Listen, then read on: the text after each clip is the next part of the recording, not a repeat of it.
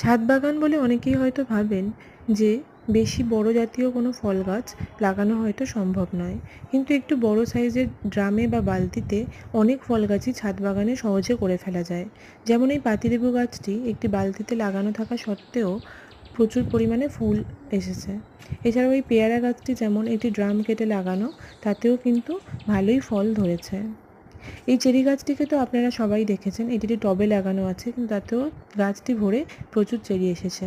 আর এটি হলো red diamond জাতের একটি ডালিম গাছ। মূল গাছটির কাটিং থেকে এই গাছটি করা, তাতেও কিন্তু ফল আসতে কোনো কমতি নেই।